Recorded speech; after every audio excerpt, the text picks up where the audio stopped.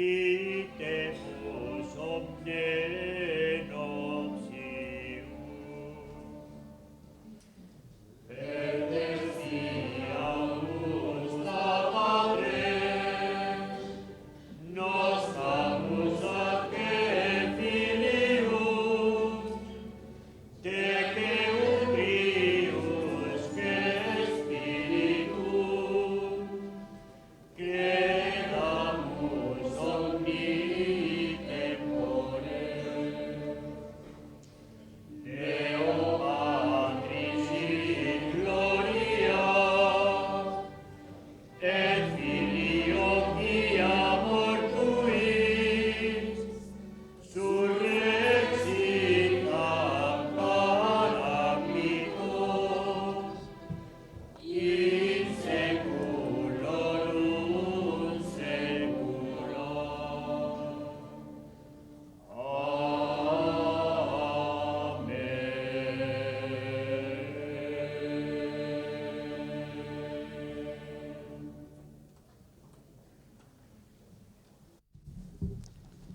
Doctores, sentaos y descubríos. Se abre la sesión.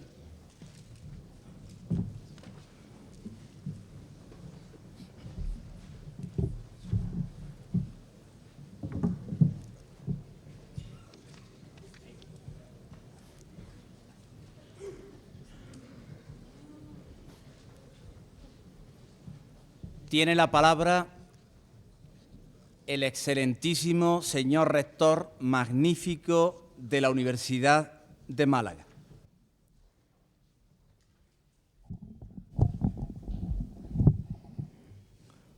Tiene la palabra el ilustrísimo señor decano de la Facultad de Ciencias Económicas y Empresariales para dar lectura en representación de la misma a la propuesta de nombramiento.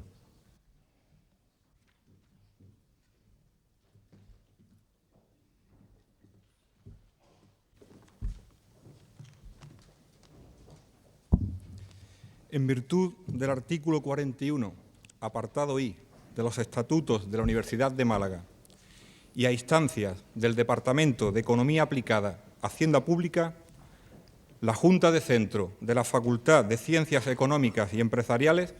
en sesión celebrada el día 19 de marzo de 1997, acuerda, por unanimidad,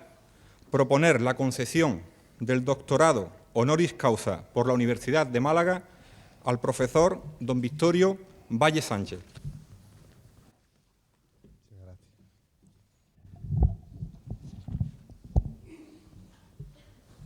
El ilustrísimo señor secretario general leerá el acuerdo del claustro de la Universidad de Málaga por el que se concede nombramiento de doctor honoris causa por la Universidad de Málaga al profesor doctor don Victorio Valle Sánchez.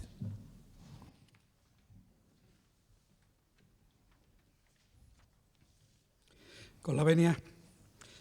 Acuerdo del claustro de la Universidad de Málaga celebrado el día 16 de mayo de 1997. En atención de los méritos que concurren en la persona del profesor doctor don Victorio Valle Sánchez, presentados y defendidos por el profesor doctor don José Sánchez Maldonado, catedrático de Hacienda Pública, el claustro de la Universidad de Málaga, en uso de las competencias que le otorgan los estatutos de dicha institución, en su artículo 18, letra F, acuerda concederle el título de doctor honoris causa por la Universidad de Málaga, de lo cual doy fe como secretario general de la Universidad de Málaga a 16 de mayo de 1997. Muchas gracias.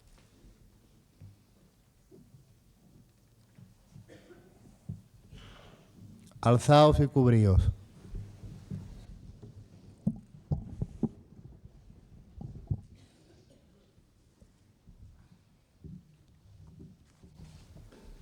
El secretario general, el decano y demás doctores de la Facultad de Ciencias Económicas y Empresariales se sirvan a acompañar al recipiendario que va a ser investido doctor honoris causa.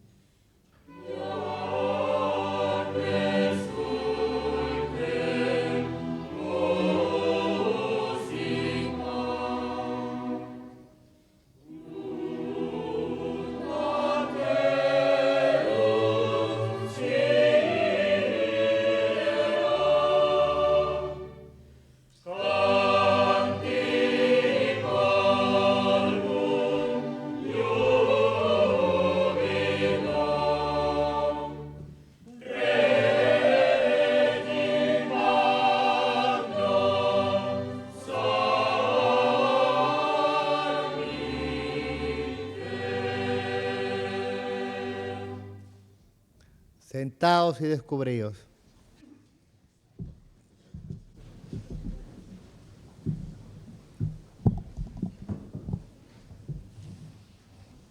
Se concede la palabra al doctor don José Sánchez Maldonado para proceder a la lectura de la laudatio del doctorando. Tiene la palabra.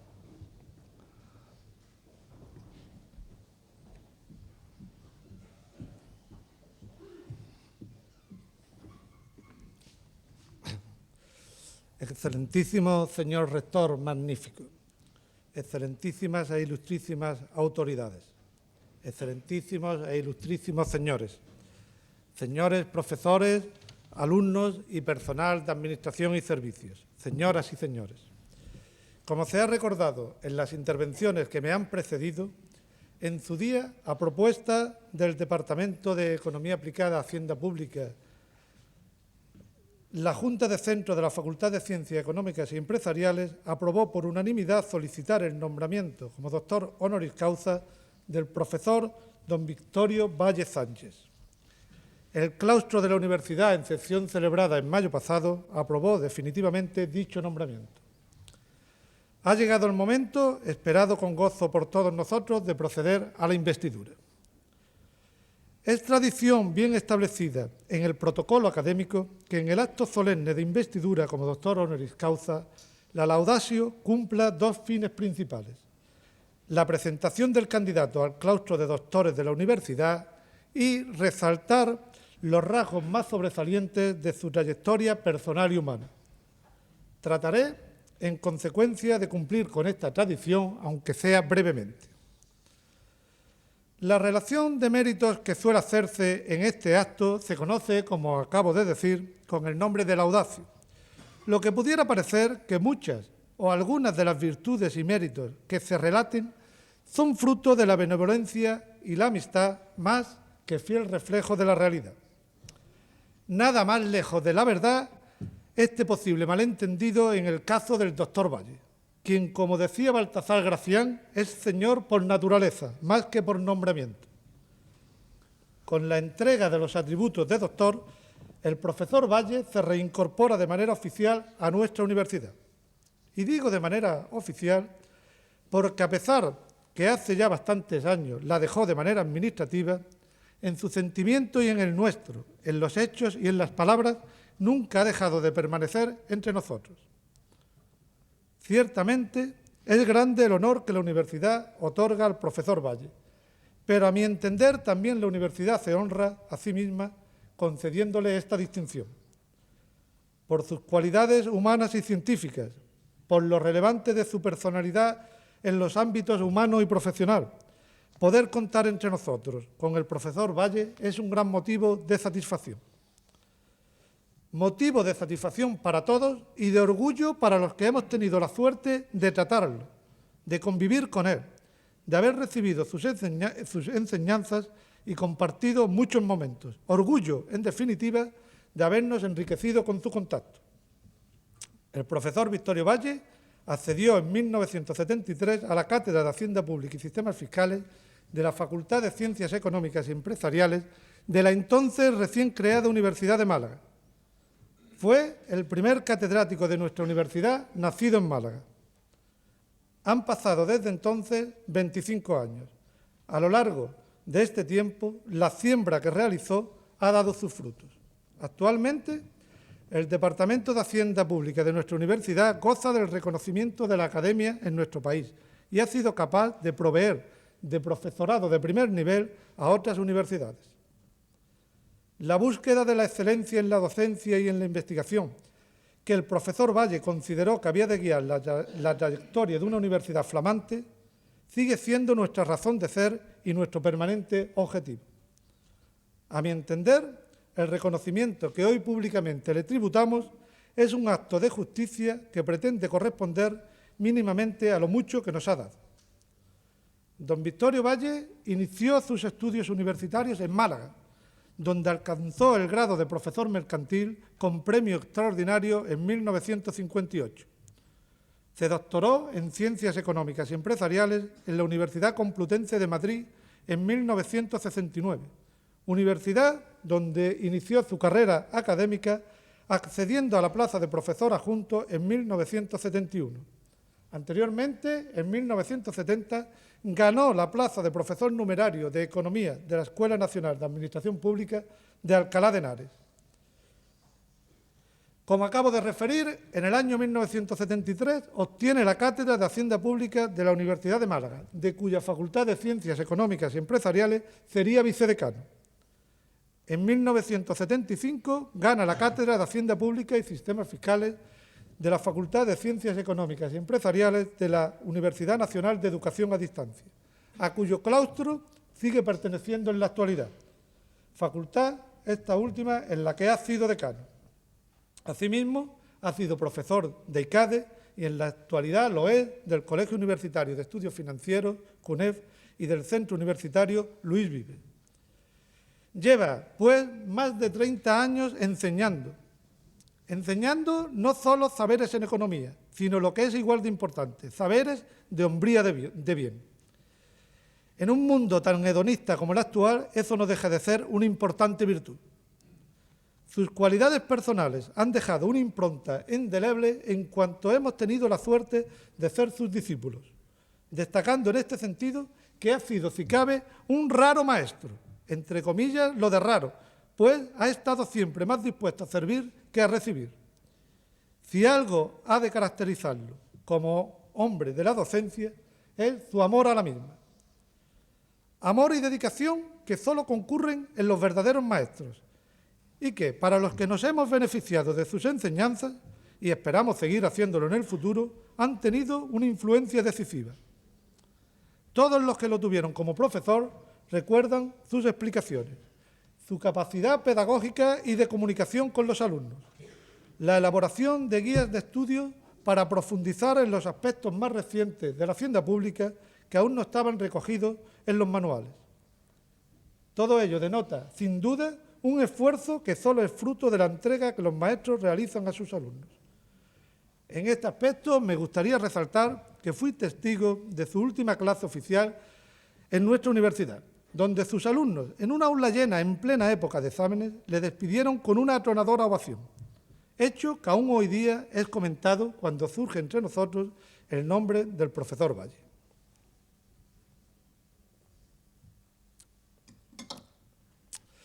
Puesto que no puede haber buena docencia si no está apoyada a sí mismo en una buena investigación, el trabajo científico del profesor Valle es abrumador. Puedo afirmar que el profesor Valle es, junto a su maestro, el profesor Fuentes Quintana, uno de los principales responsables de la introducción y desarrollo posterior en España del estudio de la hacienda pública moderna y del conjunto de la economía pública. No es momento de abrumarles con el elenco de publicaciones del profesor Valle. Desde que en 1975 iniciase su carrera investigadora en la revista Anales de Economía, hasta el momento actual en el que es director de papeles de Economía Española, pasando por Información Comercial Española y Hacienda Pública Española, son cuantiosos los trabajos de su pluma que han visto la luz. Y es que, junto a su curiosidad intelectual y afán por ampliar el conocimiento, ha tenido la necesidad de divulgar aspectos fundamentales de nuestra economía, que tienen trascendencia para todos los ciudadanos y no solo para los que profesan en la ciencia de la escasez. Por tanto, junto a publicaciones en las más prestigiosas revistas especializadas, nos encontramos con gran cantidad de trabajos en la prensa, en los que plantea de forma asequible para el gran público temas que a todos nos afectan. Prolijo asimismo sería realizar un listado de los temas que le han ocupado. Desde sus primeras publicaciones demostró un gran interés por las cuestiones de incidencia presupuestaria, por saber quiénes pagan en última instancia los impuestos y quiénes se benefician de los gastos públicos. De hecho, los efectos económicos de los ingresos y gastos públicos son hoy ampliamente estudiados y conocidos en nuestro país a partir de sus seminales trabajos. Otro campo en el que se han plasmado sus inquietudes científicas es el del sistema financiero. El profesor Valle ha vivido muy de cerca el proceso de transformación que el sistema bancario ha experimentado en España en los últimos 20 años y en muchos momentos ha sido protagonista en dicho proceso. Pronto es aún para valorarlo, pero no han de pasar muchos años para que se reconozca la importancia de las aportaciones del profesor Valle a un proceso de reformas que debió vencer muchos intereses, pero que ha llegado a conformar un sistema financiero moderno y equiparable a los del mundo más desarrollado. En tercer lugar, y no pretendo ser exhaustivo, el profesor Victorio Valle se ha ocupado de la coyuntura económica española. En la línea tan fecunda iniciada por Flores de Lemus y seguida por su maestro Enrique Fuentes, de convencer con razones científicas y de señalar las actuaciones correctas en materia de política económica, el profesor Valle nunca ha cejado en su empeño de influir sobre los policy makers para que la toma de decisiones sea lo más racional posible. Afortunadamente, aún le quedan muchos años para continuar con su tarea investigadora, muchos años también para seguir impartiendo su magisterio y para desarrollar múltiples actividades creadoras y de servicio público. Porque una característica muy destacada de la labor profesional del profesor Valle es su trabajo y compromiso con el servicio público. Victorio Valle ha sido subdirector general del Instituto de Estudios Fiscales en la fecundísima etapa de los años 70, cuando la institución llegó a ser el think tank más relevante de nuestro país. Posteriormente fue director general de Política Financiera en el Ministerio de Economía y Hacienda durante los años de la transición política. En esos años fue también consejero general del Banco de España y del Instituto de Crédito Oficial. Asimismo, ha sido presidente del Banco Hipotecario y primer secretario general del Fondo de Garantía de Depósitos en Cajas de Ahorro. Como antes señalaba, una experiencia tan interesante, adquirida en unos momentos a la vez difíciles e ilusionantes, le han producido unos conocimientos que siempre ha puesto a disposición de los demás. La otra gran faceta de su actividad profesional es la desarrollada en las cajas de ahorro, uniendo sus conocimientos del sistema financiero a su afán de estudioso de la economía española. Desde el año 77 ha estado ligado al mundo de las cajas, primero como director del Departamento de Estudios y Programación de la Confederación Española de Cajas de Ahorro y después en la Fundación Fondo para la Investigación Económica y Social de la mencionada confederación, de la que actualmente es director general. Desde esta importante atalaya cataliza señeros estudios sobre la economía española, labor impagable en un país donde no proliferan precisamente los servicios de estudios independientes. Y sobre todo realiza una labor editorial más que sobresaliente. Baste con citar aquí que es director de las revistas Papeles de Economía Española, Perspectivas del Sistema Financiero y Cuadernos de Información Económica, para hacer una idea cabal de lo que Victorio Valle representa en el ámbito de la difusión de la investigación económica. Mucho me temo que con mis palabras haya conseguido hacer sonrojar a mi maestro. Su natural modestia le aleja de cualquier pretensión de utilizar desmesuradamente el incensario. Yo creo que eso le viene de la convicción interna de que ha sabido ganarse el respeto y, lo que quizás sea para él más importante, el cariño de todos los que hemos tenido la suerte de conocerlo y trabajar con él. Así pues, y termino ya, excelentísimo señor rector magnífico, dignísimas autoridades y claustrales, considerados y expuestos todos estos hechos y utilizando la venerable fórmula de la antigua tradición universitaria, solicito con toda consideración y encarecidamente ruego que se otorgue y confiera al excelentísimo señor don Victorio Valle Sánchez el supremo grado de doctor honoris causa por la Universidad de Málaga. Muchas gracias.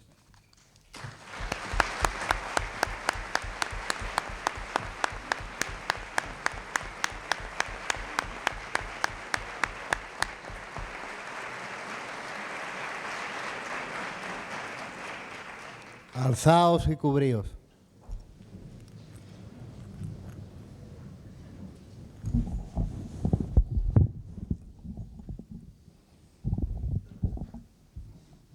Se va a proceder a la solemne investidura de doctor honoris causa de don Victorio Valle Sánchez.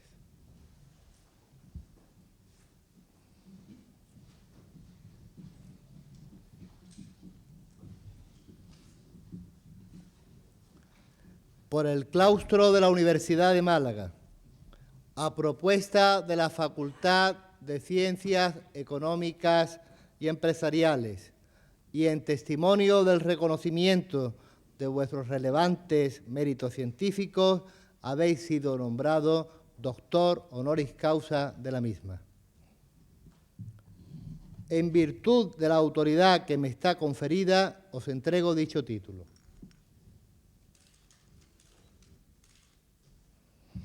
Os impongo como símbolo el birrete laureado, antiquísimo y venerado distintivo del magisterio. Llevadlo sobre vuestra cabeza como la corona de vuestros estudios y merecimientos. Recibid el libro de la ciencia, libro que os cumple enseñar y adelantar, y que sea para vos significación y aviso de que por grande que vuestro ingenio fuera, debéis rendir acatamiento y veneración a la doctrina de vuestros maestros y predecesores. Recibid también el anillo,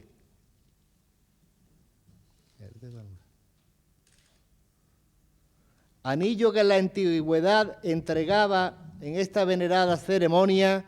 como emblema del privilegio de firmar y de sellar los dictámenes, consultas y censuras de vuestra ciencia y profesión.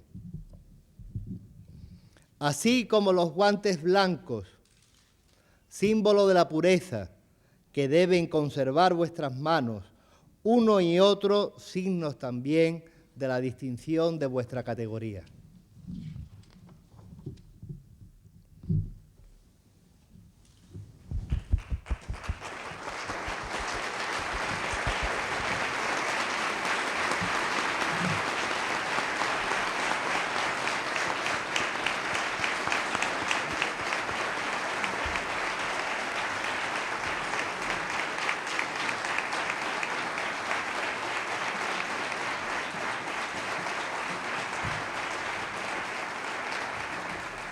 Porque os habéis incorporado a esta universidad, recibid ahora, en nombre del claustro, el abrazo de fraternidad de los que se honran y congratulan de ser vuestros hermanos y compañeros.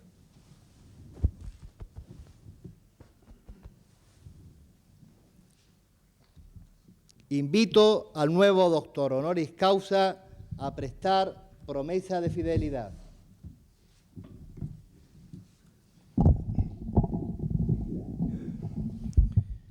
Polique orme maxima diligentia fide atque honestate munere funturum quo discipulorum proventum universitatis honorem possim augere. Sentaos y descubríos.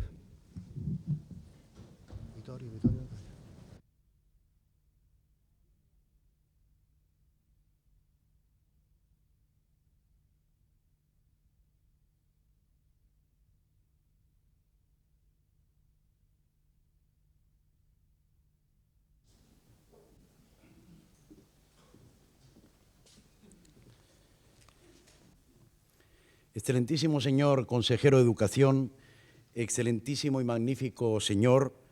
excelentísimos e ilustrísimas autoridades, excelentísimos e ilustrísimos señores, señores miembros del claustro, profesores, doctores, alumnos, señoras y señores. Iniciar mis palabras en este solemne acto académico expresando mi más sincera gratitud a la Universidad de Málaga, a su Facultad de Ciencias Económicas y Empresariales y al Departamento de Economía Aplicada, Hacienda Pública, por el gran honor que hoy se me otorga, es sin duda un deber primario y fundamental que cumplo gustoso, pero solo es una parca manifestación de mis sentimientos en este momento.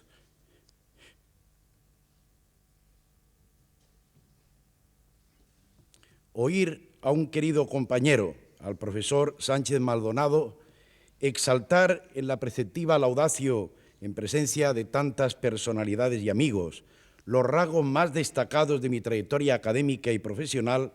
proyecta sobre mí la confortable sensación de afecto, por un halago inevitablemente exagerado y del que trato de no envanecerme con la clara conciencia de mis muchas imperfecciones, que se traduce en un lamento interno y profundo de ese pasado más edificante que seguramente pudo haber sido y no fue. Pero también hay mucho de positivo en ese recuerdo. Hace un cuarto de siglo que con más ardor universitario que sabiduría tomaba posesión de la cátedra de Hacienda Pública de esta universidad. Entonces, la calle Refino y la cuesta de la calle Carrión me parecían menos empinadas de lo que me parecen hoy. Y en este paraninfo que amablemente nos acoge, noto, por fortuna, la ausencia de crujidos, de grietas, que eran tan familiares, sin embargo, en aquel antiguo edificio mal cimentado de mi facultad. Yo vine a ofrecer a la Universidad de Málaga mi mejor momento intelectual, en el que, bajo la dirección de mi maestro, el profesor Enrique Fuentes Quintana, combinaba la tarea docente en la Universidad Complutense con la investigadora en el Instituto de Estudios Fiscales, que vivía a su vez una brillante etapa, lo que me permitió completar mi formación y convivir con un conjunto de compañeros y amigos a los que debo largas horas de debate y de tarea en común. Y vine también por decisión propia a realizar un sueño docente, un sueño que había concebido, que fue anidando en mí durante los años que permanecí en la entonces Escuela de Comercio de Málaga, uno de los periodos de mi formación profesional y humana que recuerdo con mayor afecto. Hoy, cuando con una valoración más precisa de mis limitaciones vuelvo aquí por vuestra generosidad, percibo con claridad los cambios que marca el transcurso de este último cuarto de siglo. En primer término, cambios en mi propia ubicación en el ejercicio de mi labor intelectual, que hoy desempeño desde la Universidad Nacional de Educación a Distancia y desde la Fundación de las Cajas de Ahorros para la Investigación Económica y Social. En ambos escenarios, hoy como ayer, me sigo beneficiando del contacto y la proximidad de un colectivo de compañeros, profesores e investigadores que han enriquecido notablemente mi bagaje científico y estimulado mi vocación. La Universidad de Málaga, nuestra universidad, se ha extendido y se ha consolidado. La cédula docente e investigadora en Hacienda Pública que yo dejé no solo sigue viva, sino que se ha multiplicado por la labor constructiva de sus actuales miembros, algunos de los cuales, como José Sánchez Maldonado, que me honra con su apadrinamiento en este acto, Ana Sánchez Tejeda, José Manuel Domínguez, Salvador Gómez Sala, Luis Carranza, Juan Enrique López Barrionuevo, José Rodríguez, fueron directos colaboradores míos, y de otros que, como Braulio Medel o Agustín Molina, que también lo fueron, están hoy en otras universidades o actividades profesionales. Su tarea ha contribuido más que la mía al desarrollo del departamento, ya que sus estudios y trabajos constituyan aportaciones apreciadas por la comunidad científica en el terreno de nuestra especialidad. También Málaga ha cambiado, pese a nuestras propias inercias disgregadoras y a la actitud escatimadora de los centralismos de unos y de otros. Málaga es hoy una gran ciudad, joven de población, dinámica en su economía, capital natural del arco mediterráneo sur y confluencia de continentes que orienta su prosperidad futura hacia un intenso desarrollo del sector servicios, obteniendo el máximo provecho de sus excepcionales condiciones naturales y que reclama más que nunca las adiciones de infraestructuras y de capital humano precisas y tantas veces diferidas para acelerar ese proceso de desarrollo económico.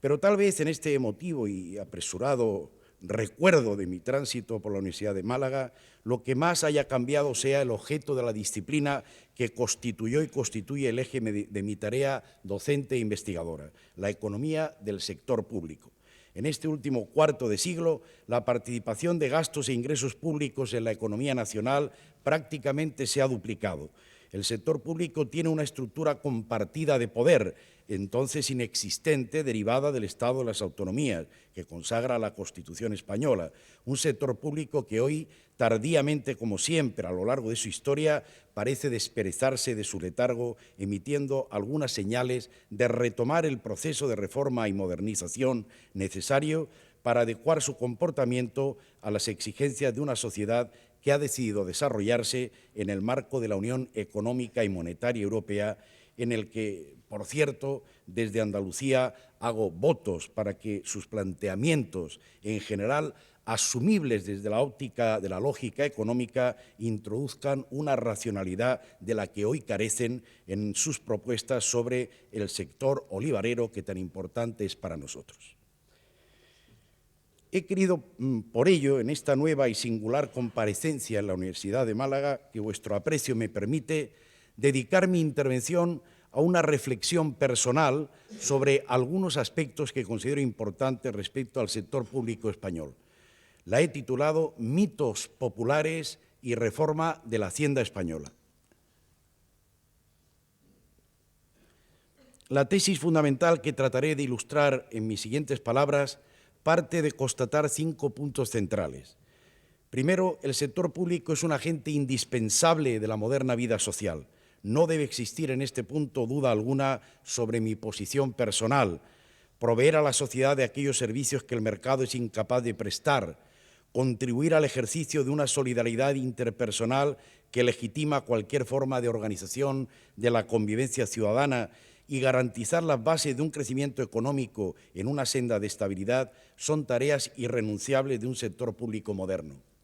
Con razón pudo preguntarse el gran hacendista liberal Luigi Einaudi qué sería de los hombres si no existiese el Estado, para responder contundentemente: miserables salvajes errantes, sin defensa y sin orden, en lucha constantes contra sí mismos. Segundo, de los presupuestos públicos, que, como afirmara el gran maestro Schumpeter, constituyen el esqueleto del Estado desprovisto de ideologías, se deriva una acción económica y financiera que es interdependiente de la actividad económica privada. Ambas son, como recuerda Richard Musgrave, partes complementarias e inescindibles de un mismo sistema económico. Ante cualquier actividad pública conviene siempre preguntarse por los efectos económicos y sociales, a veces contrapuestos, que generan sobre la sociedad privada. Tercero, España no es una excepción respecto a la necesidad de una adecuada presencia económica pública. Es más, su inmediata incorporación a la Unión Económica y Monetaria la integra en un mundo regido por la competitividad, una senda que reclama una vigorosa presencia pública en la prestación de bienes y servicios necesarios para la empresa, en la generación de capital humano e infraestructuras y en la creación y estímulo de las actividades de I+D, entre otras misiones básicas, y todo ello en un marco cada vez más exigente de equilibrio presupuestario. No cabe negar los avances registrados en la transformación de la economía pública española en las últimas décadas. Sin embargo, los rasgos definitorios de nuestro sector público nos lo siguen mostrando como un organismo enfermo dentro de la sociedad española. Cuarto, junto a la actitud de gobernantes y burócratas y de los artificios de ilusión financiera que, como nos han enseñado desde Puviani hasta Buchanan y Tulloch, estos pueden crear en la mente de los ciudadanos, existe un esquema de creencias y valores populares muy permanente sobre el papel del Estado y de los demás entes públicos en la economía nacional, que en última instancia ha condicionado y condiciona el curso de la actividad financiera pública en España. Como ha destacado con acierto el profesor Fuentes Quintana, en nuestro país existe una cultura social favorable siempre al aumento del gasto público y una actitud comprensiva y aún laudatoria de aquellas decisiones que llevan a un incumplimiento por desbordamiento de las previsiones presupuestarias del gasto público. Y quinto, en mi opinión, el conocimiento, debate y posterior remodelación de esa visión popular dominante sobre el sector público, que constituye más el resultado de mitos que de ilusiones fiscales, es un elemento básico para lograr avances futuros en el proceso de modernización de la hacienda pública española, con la permanencia que exigen nuestra propia economía y el cumplimiento de los compromisos internacionales adquiridos por España.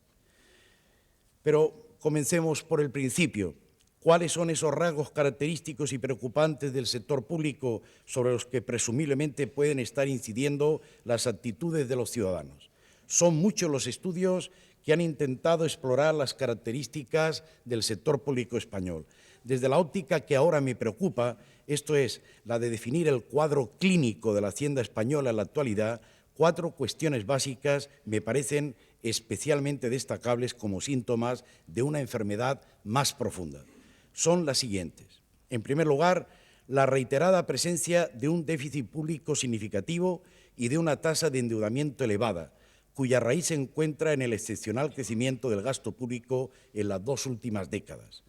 aunque ambos desequilibrios hayan experimentado una sustancial mejora en 1996 y 1997. A finales de 1996, el déficit de las administraciones públicas se situaba en torno a un 4,5% del Producto Interior Bruto y la tasa de endeudamiento casi alcanzaba el 70% de la producción interior, valores que en 1975 registraban las moderadas cifras de 0,35% y 13,23% respectivamente. En consecuencia, es claro que el primer síntoma de la hacienda española de la democracia es la presencia del déficit público, respecto al cual, en otro lugar, ya he destacado los que a mi juicio constituyen sus 5 rasgos fundamentales, a saber, 1, el déficit público en España es universal, afecta a todas las instancias del sector público. 2, es estructural, no coyuntural, es en su mayor parte independiente de la fase cíclica por la que la economía atraviesa. 3, es derivado, no programado, lo que resta siempre credibilidad a las cifras presupuestarias iniciales. 4, es medular, no epidérmico. Las vías simples para su erradicación están ya agotadas. Y 5, es persistente, no es pasajero.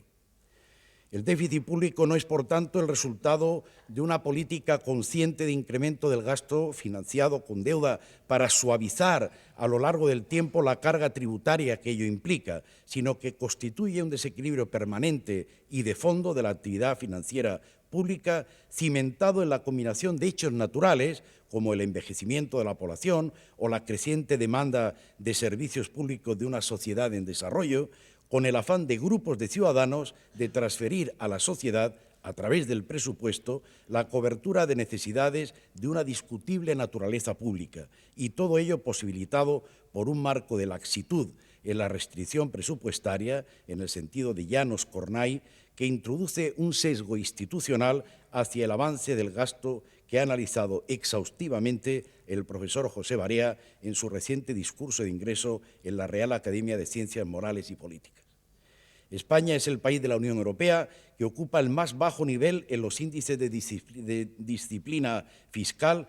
propuestos por von Hagen y Harden, una circunstancia enormemente perturbadora, porque si, como tantas veces se ha dicho, el proceso presupuestario es un mecanismo institucional para resolver conflictos sobre el uso de los recursos públicos, mal puede cumplirse esta fundamental tarea en un marco institucional viciado que propicia la ilusión fiscal y la traslación de las consecuencias económicas del gasto público hacia las generaciones futuras a partir de una inadecuada evaluación del horizonte temporal de sus beneficios y de sus costes. El déficit persistente y la creciente tasa de endeudamiento han entorpecido el proceso de desarrollo de la economía española a través de sus efectos al alza sobre el tipo de interés y su tendencia a la apreciación de la peseta, dificultando además el ejercicio de una política monetaria rigurosa que permitiera garantizar la estabilidad de precios. En este sentido, los resultados de 1997 han aportado una reducción del déficit público que permite cumplir con holgura la condición de déficit asumida con la firma del Tratado de Maastricht, y están en la base de los brillantes resultados logrados en el control de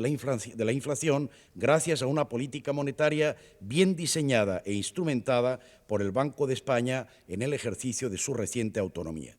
Sin embargo, los analistas económicos vienen poniendo de manifiesto que las mejoras del déficit público y de la tasa de endeudamiento cosechadas en 1997 son especialmente, aunque no únicamente, imputables a factores tales como el propio crecimiento económico, la reducción de los gastos públicos de inversión, la congelación de algunos gastos corrientes y las minoraciones de los intereses efectivos de la deuda pública, tanto por la espectacular caída de los tipos de interés como, desde una óptica contable, por el criterio de imputación de intereses introducidos por el Sistema de Cuentas Nacionales de la Unión Europea, SEC 95.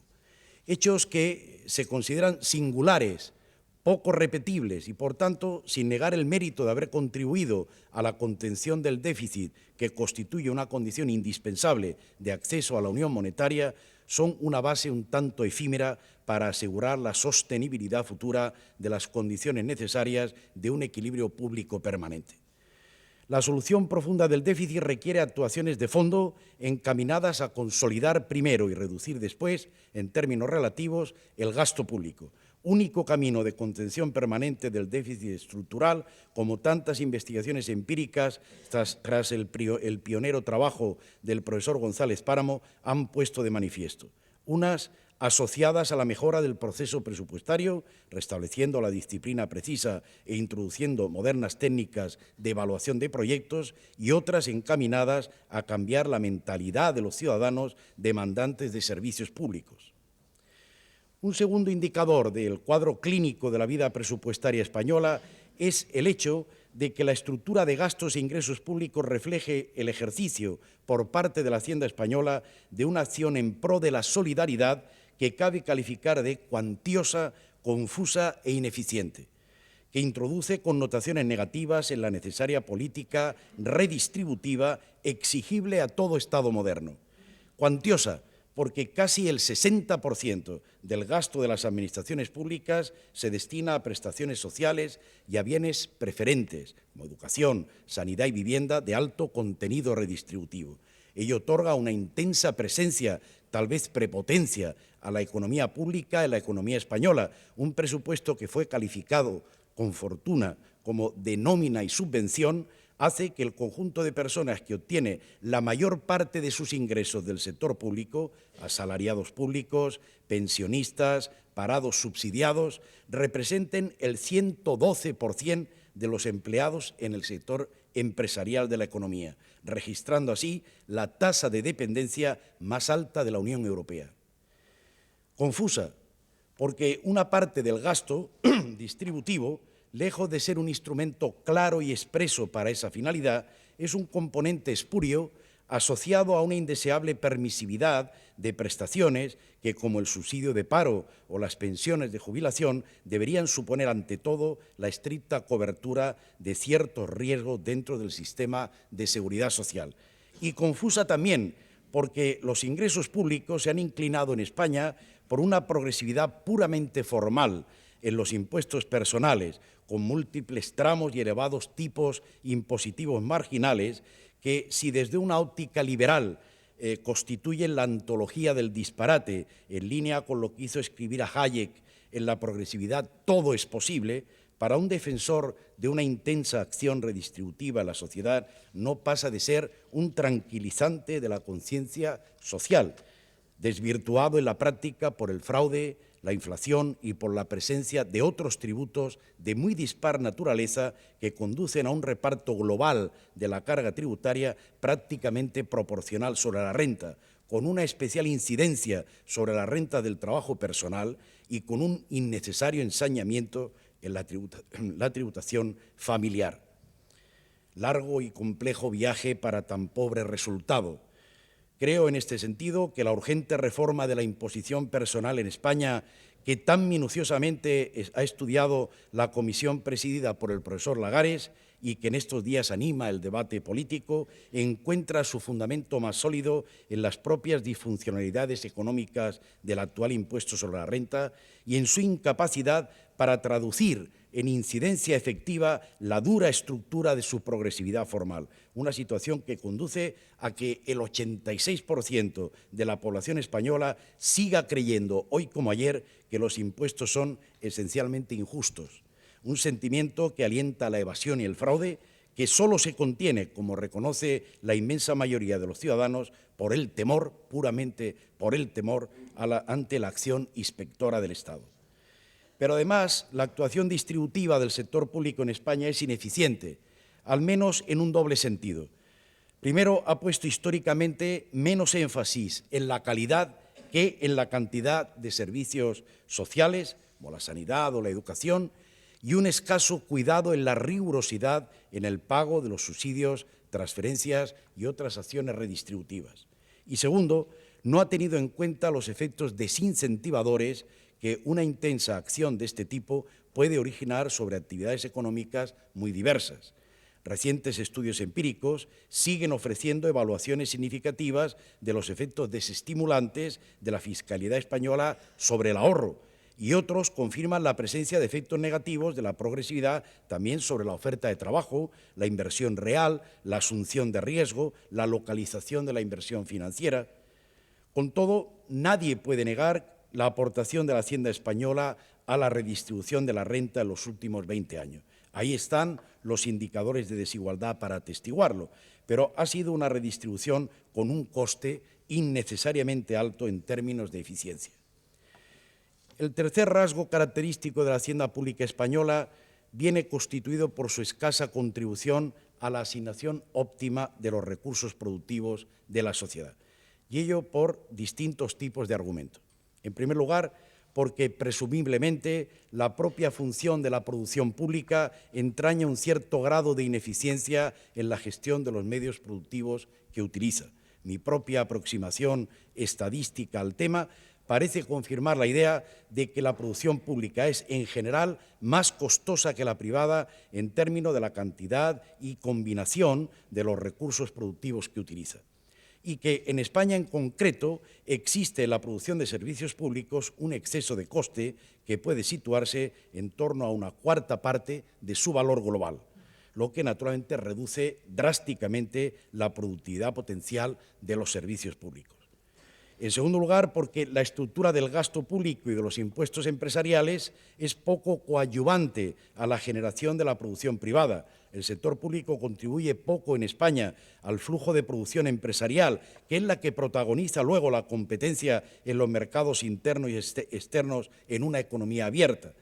Diversos estudios empíricos de los profesores González Páramo, Raimon, López Casasnovas y Sánchez Maldonado, entre otros, destacan lo que cabría denominar la productividad de diferentes tipos de gasto público en la actividad económica privada. Los resultados son bastante contundentes. Solo los gastos de capital humano, para los que Oliver, Pujolar y Raimon, utilizando datos de la encuesta de presupuestos familiares, han detectado recientemente una alta tasa interna de rentabilidad próxima al 20%, y a los que el también reciente trabajo de Lorenzo Serrano le adjudica entre un tercio y la mitad del crecimiento de la productividad del trabajo en España, y los gastos de inversión real, para los que Isabel Argimón, González Páramo y Roldán, en el periodo 1965-1990, aprecian la existencia de un crowding-in significativo sobre la inversión privada. Estos sí contribuyen a elevar la productividad empresarial. El problema estriba en que los gastos de inversión y educación tan solo suponen en España en torno al 21% del gasto público total. La fiscalidad empresarial, por su parte, se aleja notablemente de la senda deseable de neutralidad respecto a las decisiones empresariales. Y, en tercer lugar, la conexión entre asignación óptima de recursos y sector público presenta un último flanco negativo en el terreno de la empresa pública, aunque con una lógica tendencia a su reducción en la medida en que avanza el proceso de privatización decidido por los últimos gobiernos. Existe un amplio acuerdo sobre el hecho de que las interferencias políticas en la vida de la empresa pública reducen su eficacia.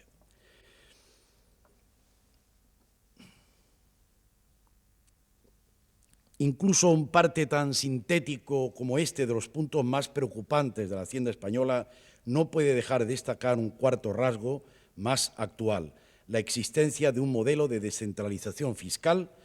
no bien resuelto en sus diferentes aspectos. El segundo Congreso Anual de la Asociación Española de Economía Pública refleja en sus ponencias la existencia de un sistema inacabado, no plenamente consensuado e indefinido, al menos en la misma medida en que lo son los textos legales que lo instituyen, la propia Constitución, la LOFCA y otras normas y acuerdos, que da nacimiento a una hacienda autonómica con un sistema imperfecto de corresponsabilidad fiscal, con inevitables duplicaciones en el gasto público y con una deficiente coordinación entre los diferentes niveles de gobierno.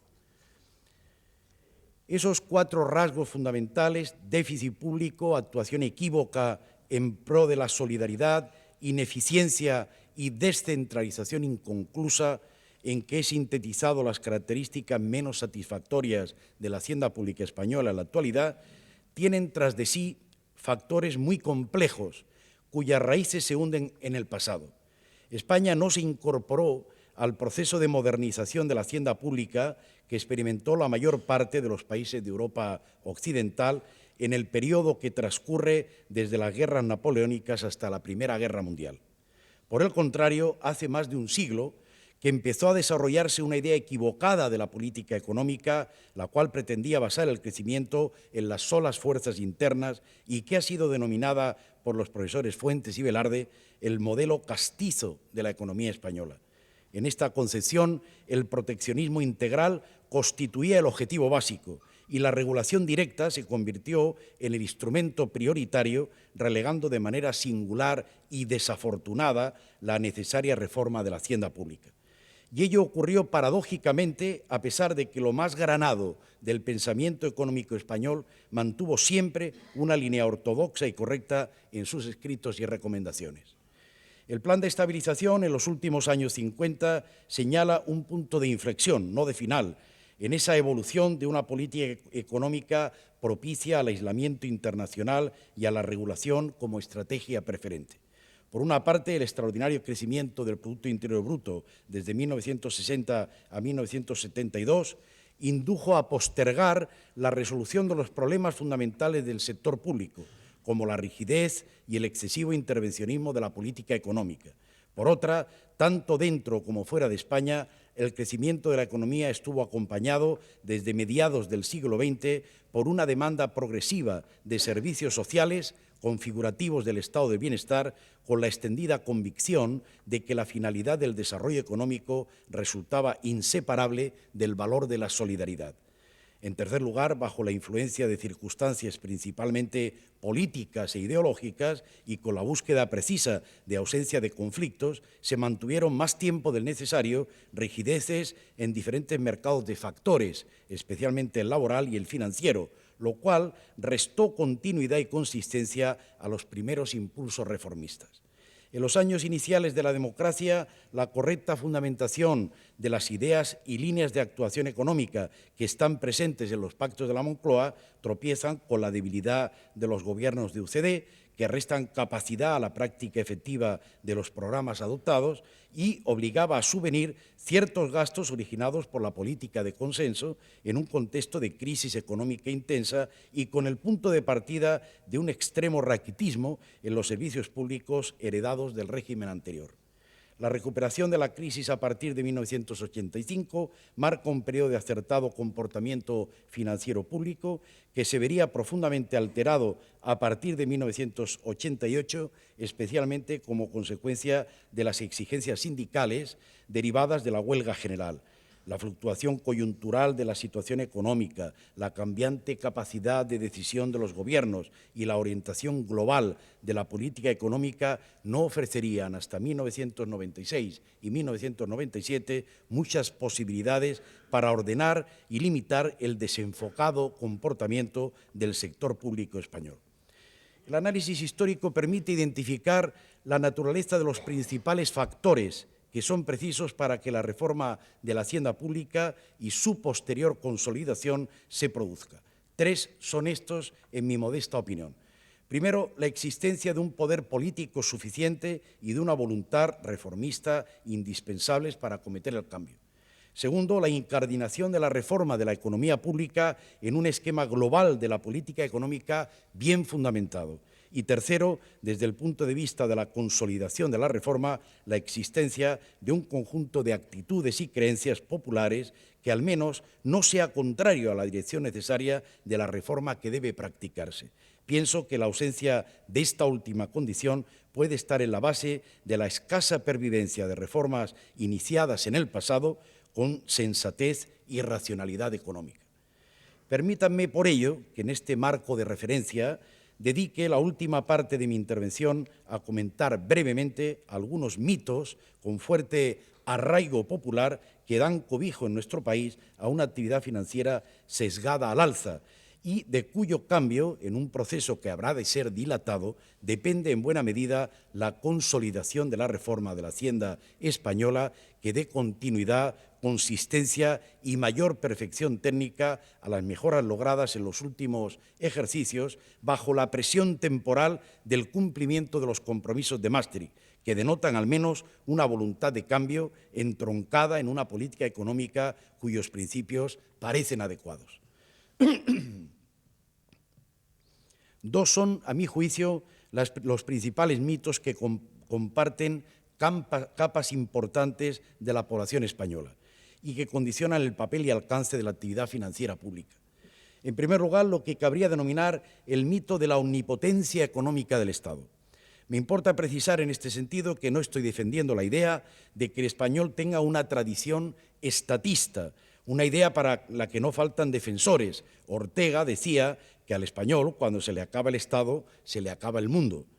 Pero también otros autores, como Víctor Pérez Díaz, han destacado la existencia de una bien asentada tradición de la sociedad civil en España. Lo que yo sostengo es que determinada el área que se considera en cada momento propia de la esfera pública, sea esta mayor o menor, el español cree que el Estado puede penetrar en ella con ese sello de la divinidad que es la omnipotencia. Puede hacerlo todo y además sin coste perceptible para la sociedad. Para el sector público todo es posible y en el ejercicio de esa pretendida omnipotencia se prestan bienes y servicios públicos o se practican transferencia de rentas con menor mesura de la que sería deseable y lo que es seguramente más peligroso termina siendo, con la aquiescencia popular, el instrumento para compartir entre todos los errores de algunos, convirtiendo así a la economía pública, más que en un medio de solidaridad, en el sumidero de los excesos de los más arriesgados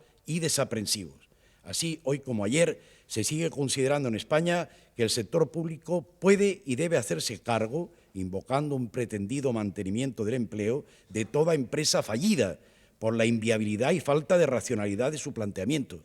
que puede y debe asumir las multas con que la Unión Europea sanciona el incumplimiento de los compromisos de producción sectorial, que puede y debe sanear entidades bancarias colocadas en situación de quiebra por la incapacidad y falta de honradez de sus gestores, que puede y debe hacerse cargo de los desastrosos resultados de cooperativas de vivienda creadas por un voluntarismo sindical carente de experiencia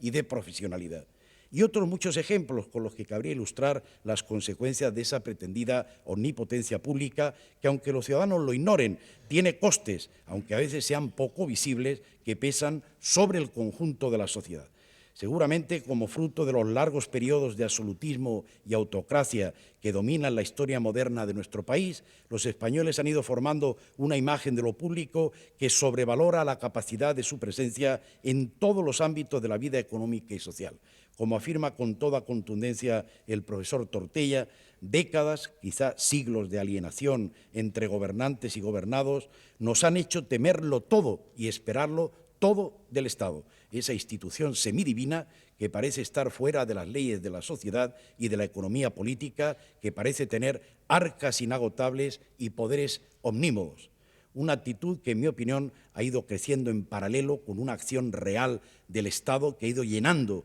con excesiva amplitud los intersticios de la vida social.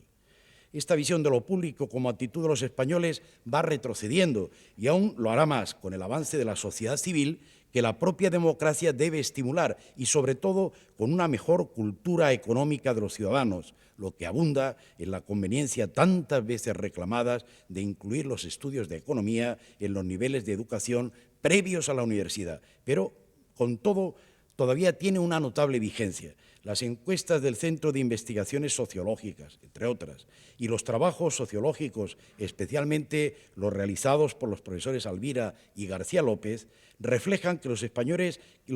queremos más presencia pública en prácticamente todas las funciones de la actividad del Estado. Y reflejan también una actitud ciudadana de disociación que ve en el Estado un aparato ajeno y poderoso en cuya estructura aspira a imbricarse como garantía de estabilidad y de seguridad. El empleo público, las concesiones y habilitaciones o los subsidios y subvenciones constituyen los deseados instrumentos de esa conexión. Y por esa misma actitud, los ciudadanos no sancionan éticamente a quienes consiguen evadir los impuestos o engañar a la administración pública en la percepción de las transferencias. Para muchas personas con variada ideología política, el Estado debe ser el gran vertebrador de la vida económica nacional y reclaman el protagonismo público, más gasto, más empleo público, sobre la base de un esquema interpretativo excesivamente ingenuo de la vida económica. Entre los españoles existe la convicción de que la producción pública es la salvaguardia ante la explotación del ciudadano por parte de las empresas privadas. Nuestros compatriotas han tenido históricamente más fe en el comportamiento productivo público que en el privado. Un 50% está más a favor de la empresa pública que de la privada. Y, aunque aceptan que la empresa pública es menos eficaz que la privada, en un 63%, y creen que siempre termina generando pérdidas, un 60%, les parece menos conflictiva laboralmente, a un 54%, y, sobre todo, según el 68%, evita que las empresas privadas obtengan grandes beneficios a su costa. En segundo lugar, señalaré lo que me atrevería a denominar el mito de la naturaleza protectora o providente del Estado. El Estado, afirma el 67% de los españoles, al margen de su ideología política, es responsable del bienestar de todos y cada uno de los ciudadanos. Solo una minoría, el 16%, piensa que deberían, en primer lugar, valerse por sí mismos. La supervaloración de lo público en la vida ciudadana, a la que antes he hecho referencia, tiene este lógico corolario de la inhibición en favor del Estado de la responsabilidad de su bienestar personal, en un estéril e irrealizable complejo paternalista con profundas repercusiones en la economía pública. Esa transferencia al Estado de la responsabilidad de asegurar el bienestar personal de todos, no solo de los más desfavorecidos o marginados, se combina en la mente de los ciudadanos con la creencia de una capacidad redistributiva ilimitada por parte del sector público, sin asignar a este proceso, instrumentado a través de gastos financiados con impuestos progresivos, ningún efecto desincentivador para la actividad económica de los sujetos afectados.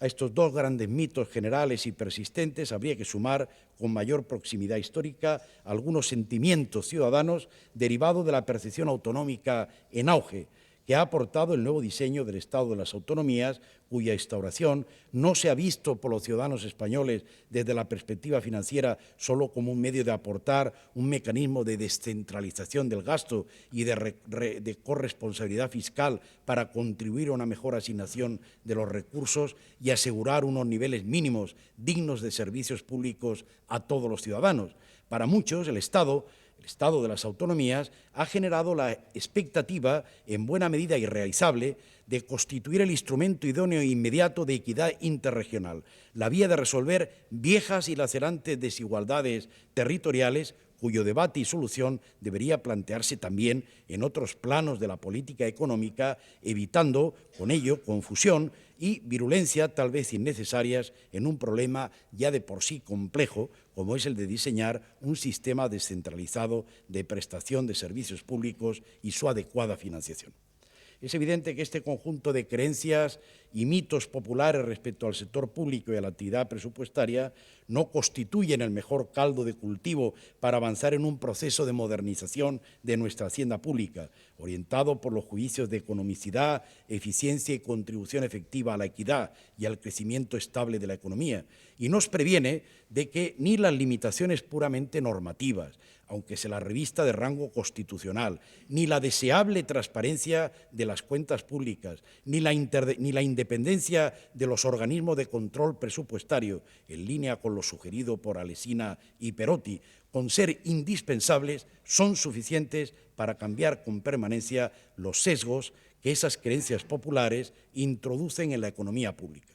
No hay frontera que no pueda ser sorteada por una inventiva política estimulada por el deseo de los propios ciudadanos en un sistema democrático en el que para muchos sigue siendo válido el viejo eslogan de gobernar es gastar.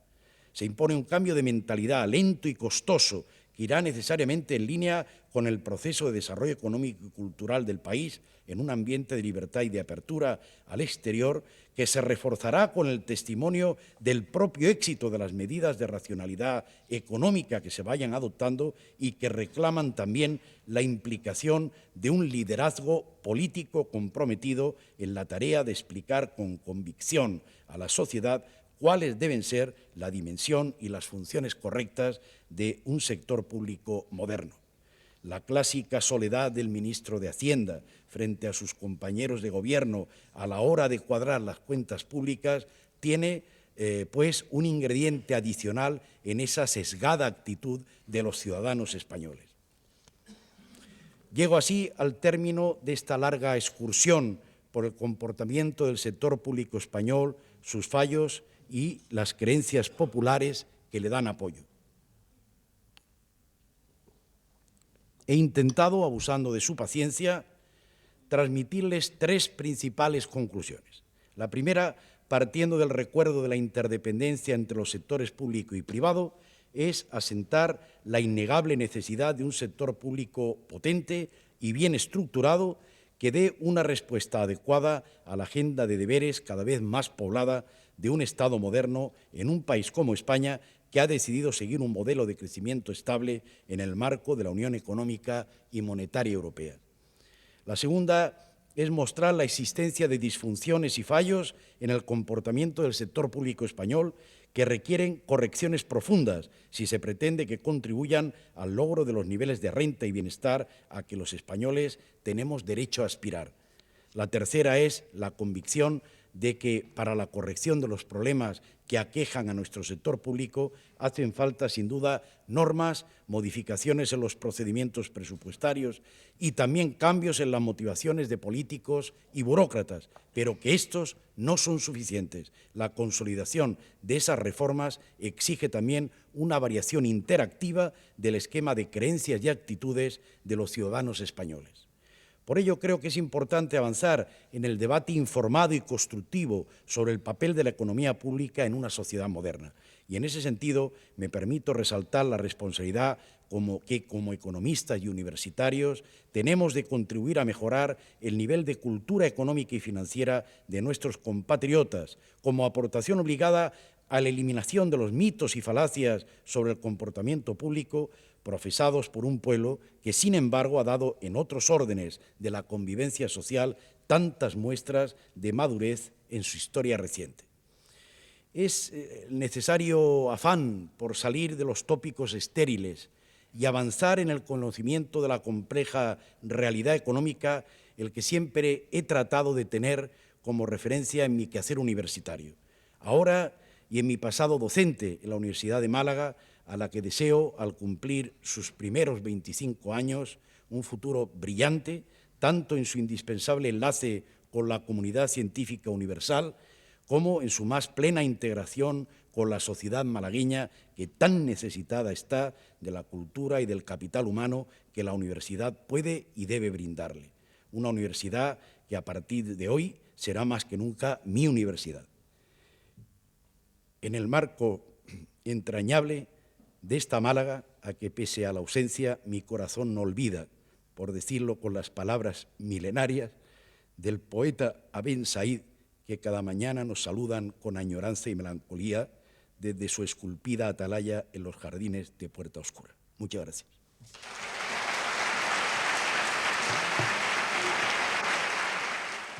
Queridos compañeros, señoras y señores,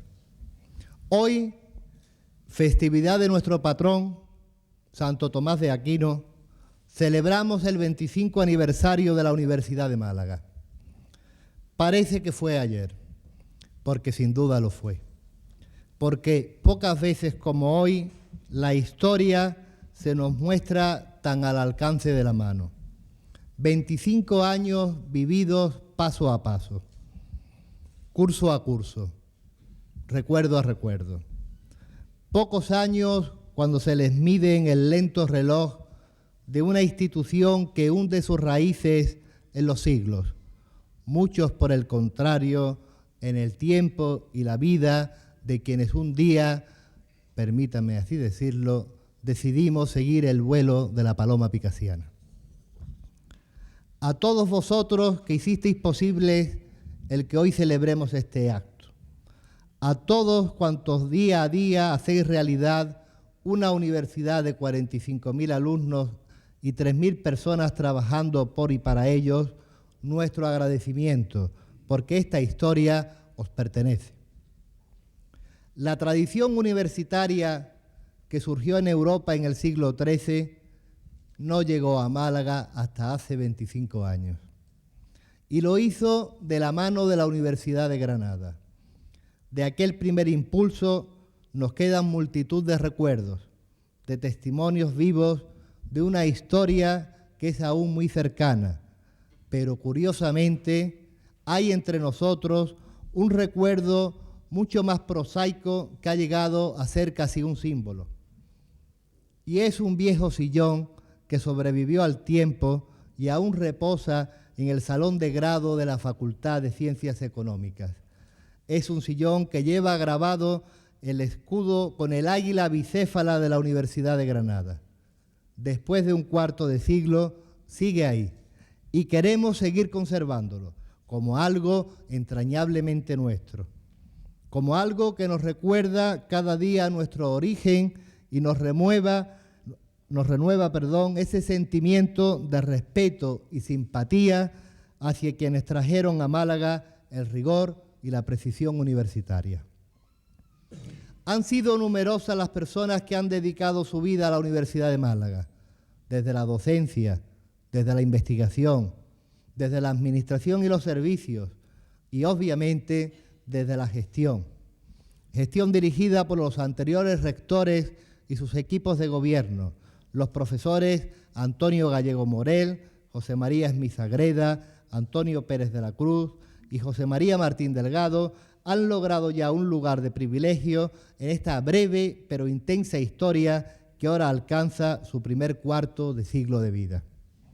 Pero la universidad no se construye desde sus equipos de gobierno solamente. Permitidnos por ello que dentro de este agradecimiento institucional hagamos una mención especial a todos los profesores que hace 20 años, quizás 25, eligieron venir a trabajar a Málaga, a quienes día tras día fueron poniendo las semillas que hoy empiezan a fructificar. Ellos fueron, primero, nuestros maestros, luego, con todo su tesón, consiguieron convertirnos en sus compañeros. Sería ciertamente prolijo citarlos a todos, pero no quisiéramos dejar esta ocasión sin recordar a Aurora Rodríguez, que fue decana de Ciencias, y a Olegario García de la Fuente, vicedecano de Letras. Ellos ya partieron hacia la Universidad Eterna, pero su ejemplo y su memoria siguen viviendo entre nosotros. Esa es tal vez la mayor grandeza que puede tener el oficio de profesor, que su enseñanza y su ejemplo sobrevivan al tiempo y dejen su impronta en sus alumnos. Hoy, 25 años después, el profesor Valle representa también a aquellos profesores que supieron crear escuelas en la incipiente Universidad de Málaga. Los muchos méritos que le adornan han hecho que el claustro le haya concedido la distinción de ser doctor honoris causa. Pero de entre estos méritos quisiéramos destacar, o mejor dicho, reiterar, precisamente ese, el haber sabido dejar su impronta desde sus trabajos en Hacienda Pública en la Facultad de Ciencias Económicas, el haber creado escuela en la Universidad de Málaga. Creó escuela. Hizo que las raíces del conocimiento terminen agarrando para siempre en la tierra. Cuando hace un cuarto de siglo nuestra Facultad de Económicas iniciaba su andadura, la sociedad malagueña no tenía más que ese punto de referencia para acercarse a un mundo que prácticamente desconocía por completo. Apenas sabían nuestros conciudadanos sobre una ciencia económica que parecía estar reservada a grandes financieros que entonces pasaban desapercibidos para el gran público. Hoy, por el contrario, la lección ha empezado a ser aprendida. Nadie, con independencia de su nivel cultural, es ya ajeno a la importancia que tiene la economía en toda acción de gobierno. Los políticos hablan de economía, los medios de comunicación hablan de economía, los ciudadanos hablan de economía. Y los ciudadanos hablan no tanto desde las grandes magnitudes que no alcanzan a conocer, sino desde el sentimiento de que a menudo las cifras no son otra cosa que la expresión numérica de desigualdades, de problemas y del anhelo de una mayor justicia distributiva, solidaridad o como prefiramos llamarlo. Por ello, hoy, ante el profesor Valle, ante los ilustres visitantes que le acompañan y ante los numerosos profesores de la Facultad de Económicas presentes en este acto, quisiera hablar con la sencillez del hombre de la calle. Con esa sencillez que buscando la verdad por el camino más corto, solo puede llegar a una conclusión, que no se hizo el hombre para la economía, sino la economía para el hombre. Que lo financiero, permítanme decirlo, no puede primar sobre lo económico. Que las desigualdades norte-sur no solo no disminuyen, sino que aumentan. Que una parte importante de la humanidad pasa hambre y vive en condiciones infrahumanas.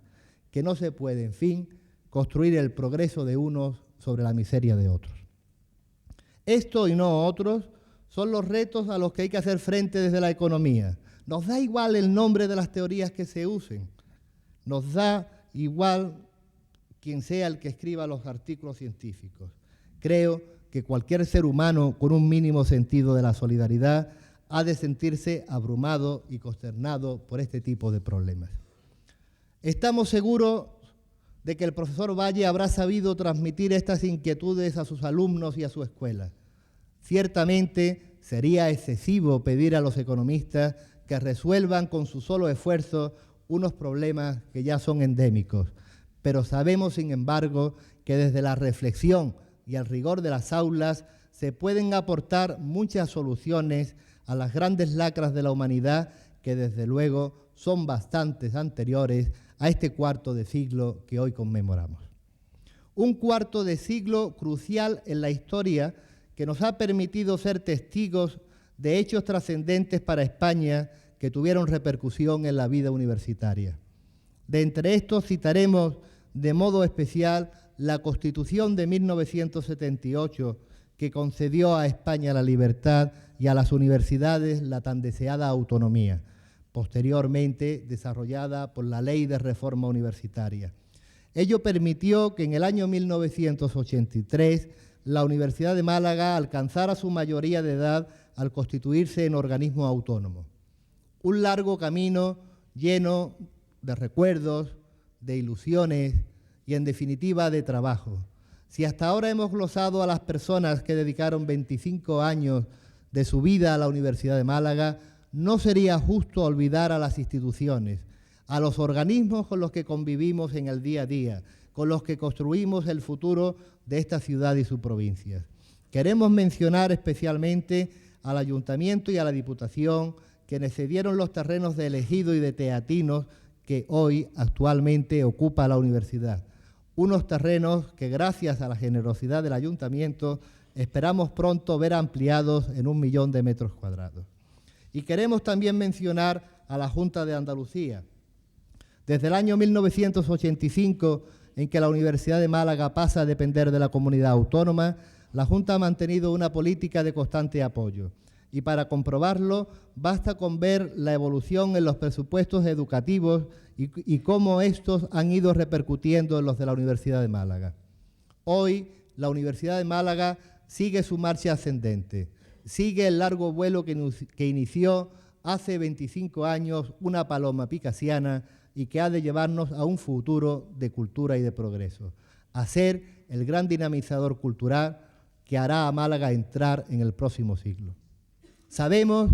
que nunca vamos a ser la universidad más antigua.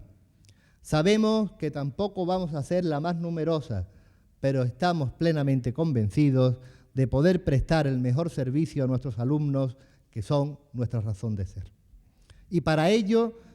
esperamos seguir contando con el apoyo firme y decidido de todas nuestras instituciones. Nuestra historia, breve pero densa, es nuestro mejor equipaje para un futuro que os pertenece a todos. A todos quienes desde la docencia y la investigación, desde la administración y los servicios, desde la gestión y desde las demás instituciones han hecho posibles estos 25 años de la Universidad de Málaga. Y, en fin, a todos los alumnos que a lo largo de estos años nos escogieron para realizar sus estudios. Para todos, nuestro mayor agradecimiento. Muchas gracias.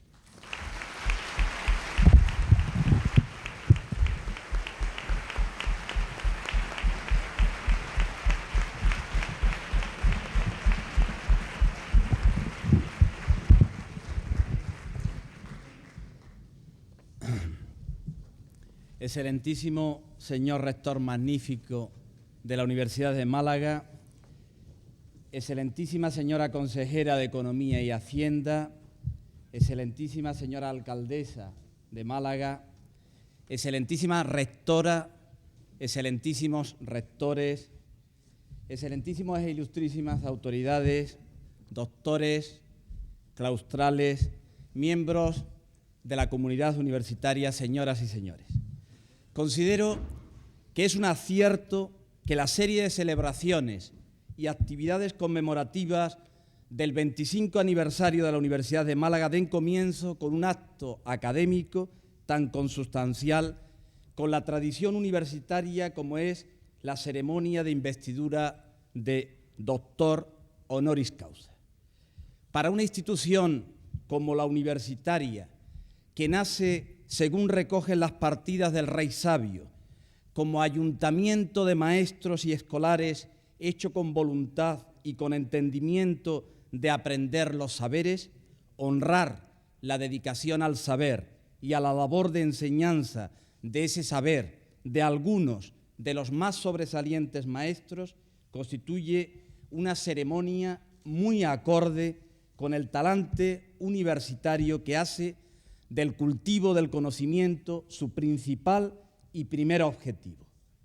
Hoy en día sabemos que la universidad cuenta entre sus misiones la de intervenir y participar activamente en la vida social, económica y productiva de la sociedad a la que pertenece, y aún esta voluntad de servicio ha de extenderse al conjunto de la humanidad sin fronteras, pues por definición el saber auténtico goza de la condición de universalidad y solo apela a esa dimensión común a todos los seres humanos, la razón.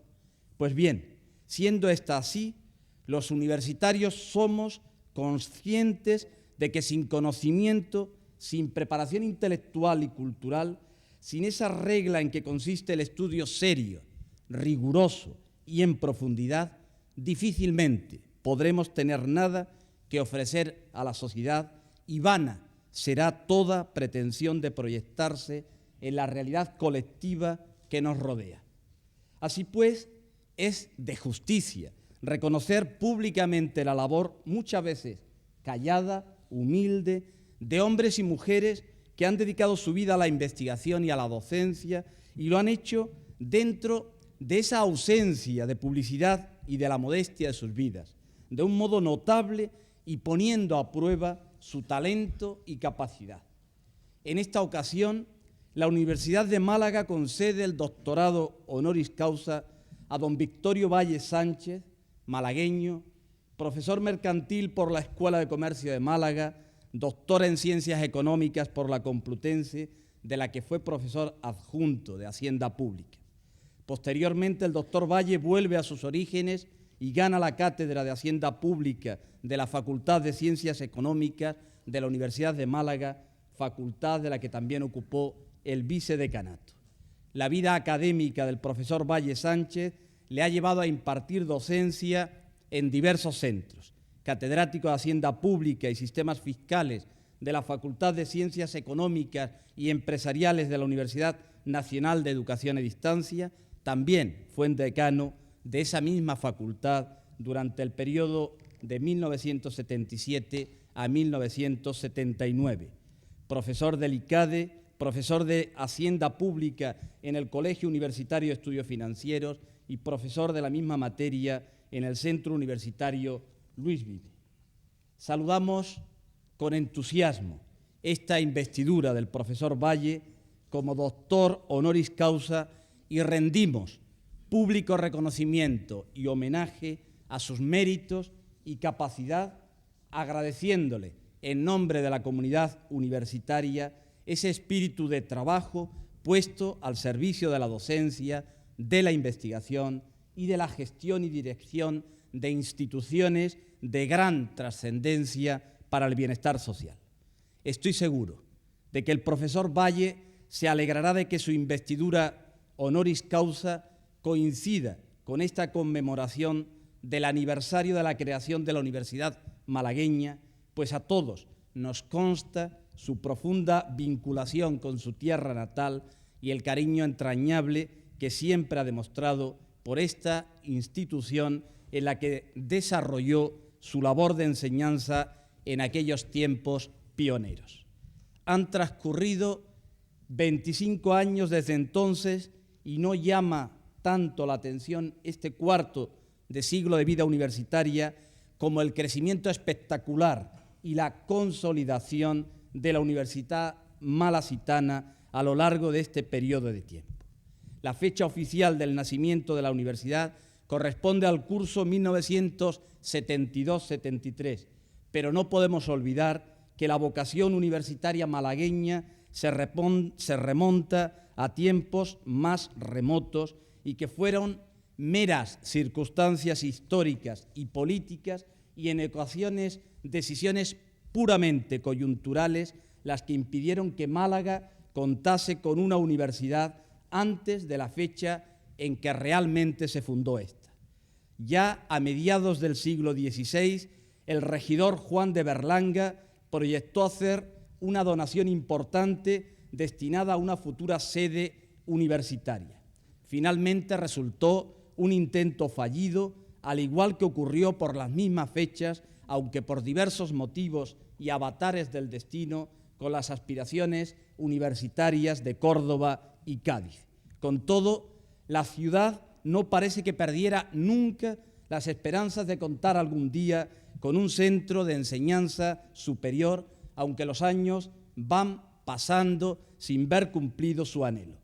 A finales del siglo XVIII y principios del XIX, Málaga experimenta un fuerte despegue económico que, unido al influjo de las ideas ilustradas, promotoras de las ciencias y el saber, defensoras del poder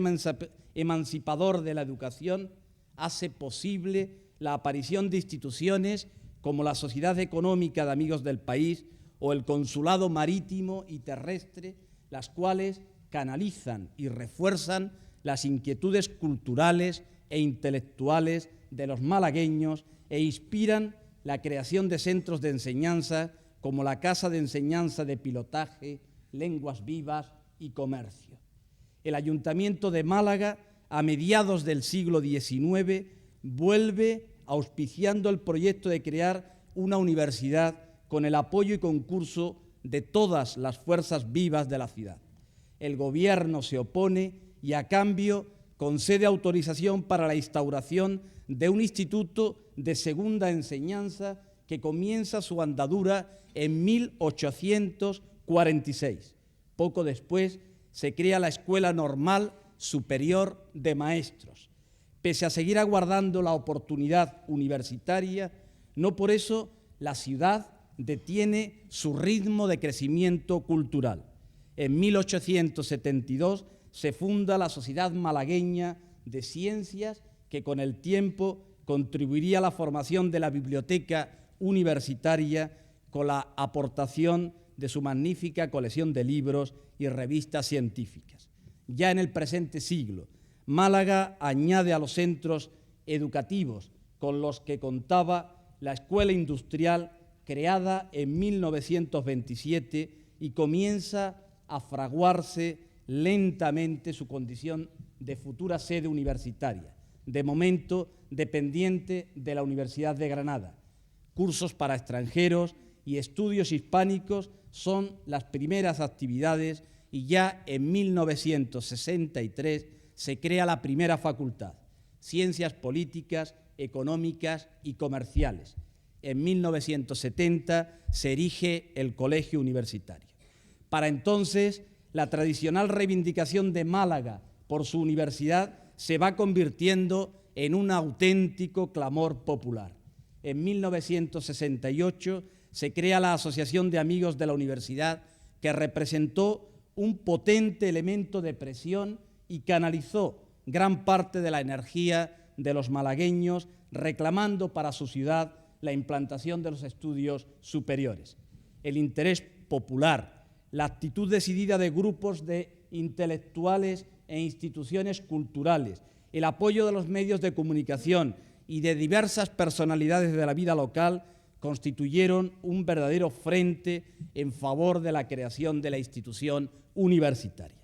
Visto desde la perspectiva actual, no deja de ser sorprendente, por insólito, la serie de acontecimientos y actuaciones que culminaron finalmente en el curso 1972-73 con la publicación del decreto de creación de la Universidad de Málaga. Manifiestos ciertamente críticos con la política universitaria del Gobierno,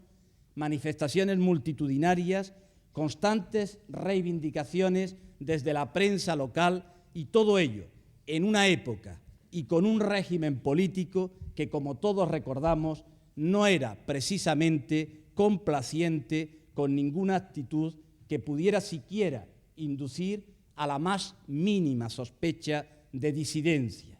La Universidad de Málaga inició su vida legal con dos facultades: la ya existente de Ciencias Económicas y Empresariales, hasta entonces dependiente de Granada, y la Facultad de Medicina de nueva creación. Lo que es ahora, 25 años después, el campus malagueño, lo conocen ustedes mejor que yo. Pienso, sinceramente, como apuntaba al principio, que esa voz unánime de la ciudadanía malagueña exigiendo el establecimiento de una sede universitaria en esta tierra ha marcado mucho la trayectoria de la universidad en estos 5 lustros. Esta universidad ha tenido el privilegio de nacer prácticamente de una necesidad vivamente sentida por la población, de una larga historia de anhelos y legítimas aspiraciones de la sociedad malagueña, quien ha arropado cálidamente a su alma mater a lo largo de su proceso de crecimiento y desarrollo. De modo que éste ha podido seguir su curso, avanzando sin desmayo, contando con el buen entendimiento y apoyo mutuo entre la comunidad universitaria y las fuerzas sociales malacitanas. La asunción de las competencias en materia de educación superior por la Junta de Andalucía supuso, desde mi punto de vista, el definitivo impulso al crecimiento y consolidación de una universidad que ha visto cómo a su oferta inicial de titulaciones se unían muchas otras, entre las que debemos destacar la apuesta por el área de las ingenierías, que hoy en día abarcan la totalidad de la oferta en las tecnologías de la producción, la comunicación y la información. En la actualidad, la Universidad de Málaga es un buen modelo, no solo en Andalucía, sino también en el ámbito nacional, de una universidad enraizada en el tejido social y abierta a su entorno, y sobre todo resalta la buena marcha de las fructíferas relaciones establecidas con el mundo industrial y empresarial malagueño. Ciertamente, la colaboración entre la universidad y el Parque Tecnológico de Andalucía constituye un vector de progreso para ambas instituciones y una vía válida para adentrarse en el futuro conforme al perfil de actuación que corresponde a la universidad contemporánea. La ubicación de equipos de investigación en el parque, el buen hacer de la Oficina de Transferencia de Resultados de Investigación, también instalada en el Parque Tecnológico, asegurarán una relación fluida y constante entre industria, tecnología e investigación. Por todo lo dicho, creo que debemos felicitarnos en este acto de conmemoración de los 25 años de existencia de la universidad. Quizás se pueda pensar que la larga espera de Málaga hasta conseguir su universidad ha adquirido en ocasiones la dimensión de injusticia histórica o designio inescrutable del fatum, pero a la postre se ha demostrado que ese empeño estaba fundado en la realidad y respondía a una voluntad clara de poner a Málaga a la altura que le correspondía en cuanto a estudios superiores, en coherencia con las dimensiones industriales, empresariales y de expansión económica general de la zona.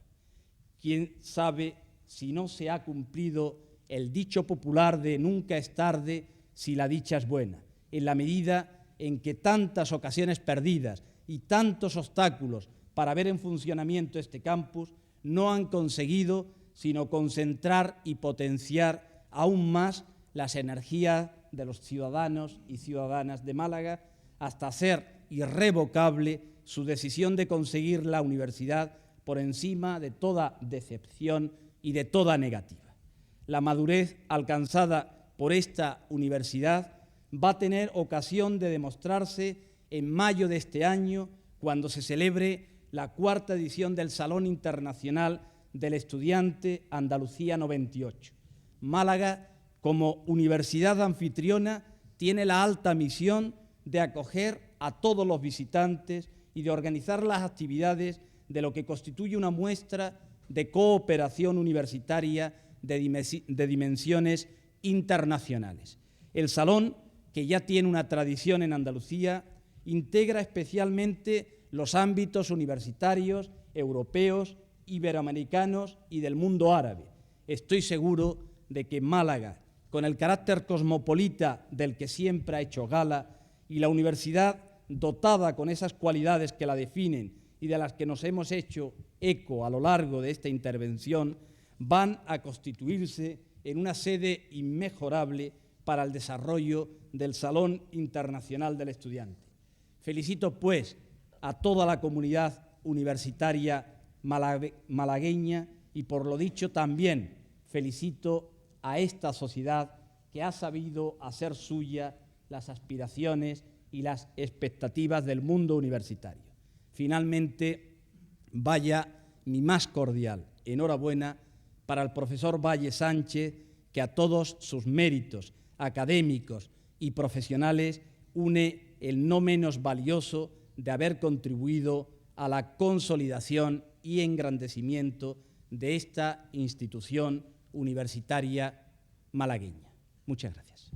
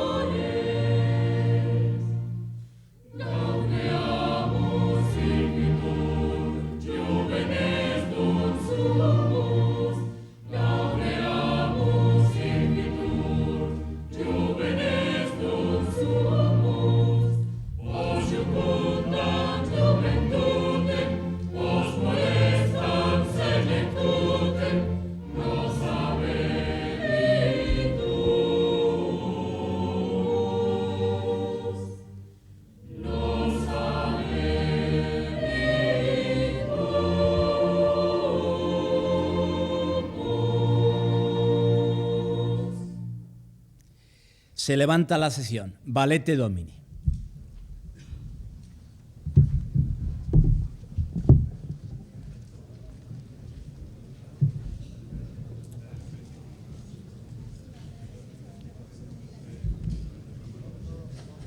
¿Qué?